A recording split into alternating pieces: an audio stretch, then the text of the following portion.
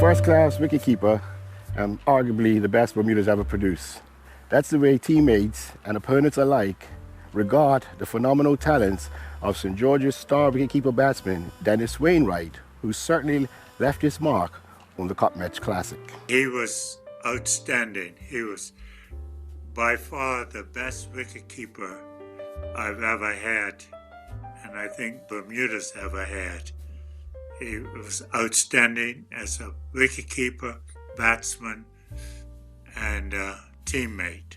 He was one of the best I think we've ever had in Bermuda. And he could have probably played anywhere in the world. He was that good. I rated him any world, any first six. He could be one. He took pride in his work, and his entire dress good was immaculate. And also, I think he was one of the few keepers I saw that was able to stand up to fast bowlers on a concrete wicket or even on a turf wicket from the very first ball of the match. So he was outstanding. During the 60s, when I was the leader of St. George, he became my vice captain for 9 years. And we used to plan the tactics, what we want. He was a true St. George's player who, with the team that we had at that time, we were all in one. So it made it twice as easy for us to communicate with each other and things like that. I remember when I just started to get into the team, Charlie Dolphin had a wicket up near his house where I used to go up, and because Charlie and I were good friends. And Dennis used to come up and keep wicket and bat against me up there. So we formed a pretty good relationship in that sense. Dennis was probably the finest wicketkeeper I had ever seen. He was also one of Bermuda's best open bats.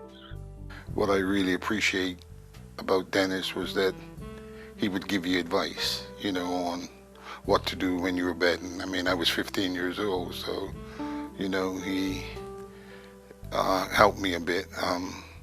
Though I must say, the second time I was playing, and he told me, hey, go outside the wicket and pick that bit of dirt up.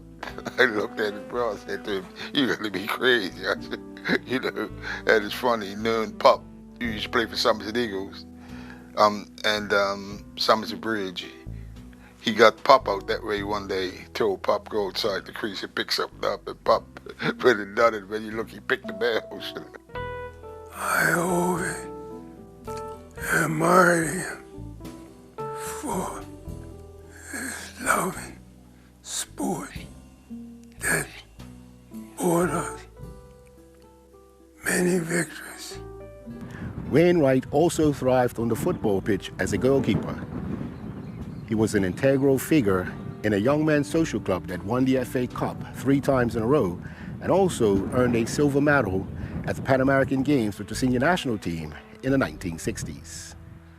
Well, we were excited when he came to join us, really, and playing with him, you gain more respect because he was a stickler for protocol, dress, playing of the game, really. But one really impressed me when we were in the dressing room and you came to the field, if you came as a player with dirty shoes or dirty whatever, he told you about it.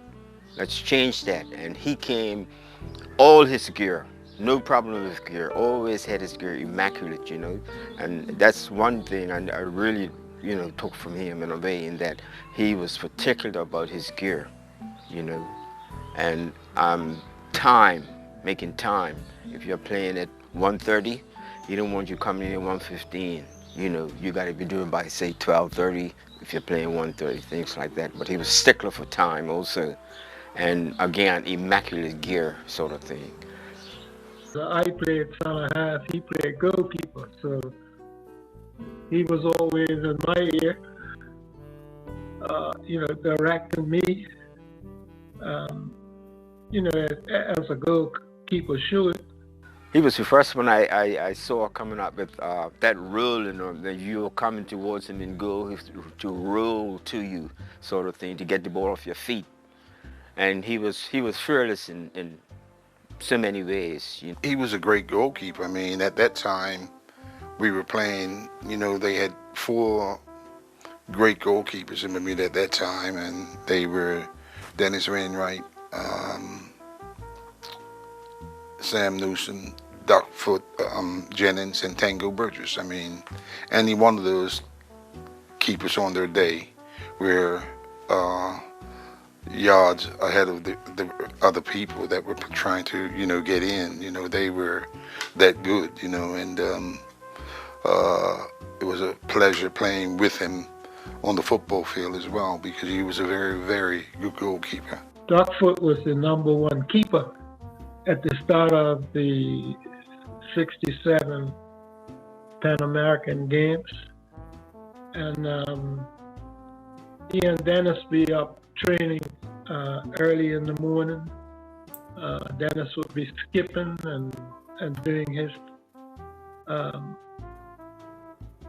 shadow boxing and all sorts of stuff. And he was telling Doc Foot that he's just a preliminary goalkeeper. When it comes to the finals or the semifinals, then he said, I'll be there. And so it happens in the semifinals against Cuba, Doc Foot got injured, and Dennis finished the tournament in goal. Wainwright also helped push the boundaries in the sport of bodybuilding. He was a founding member of the Bermuda Bodybuilding Association and also served on international committees where he was equally as respected among his peers. He founded the Bodybuilding Federation, the Bermuda Bodybuilding Federation, and which was affiliated with the Central American and Caribbean Championships. So that came under the IFBB, the International Federation of Bodybuilding. So he was actually a bigwig. He was big here and big over there.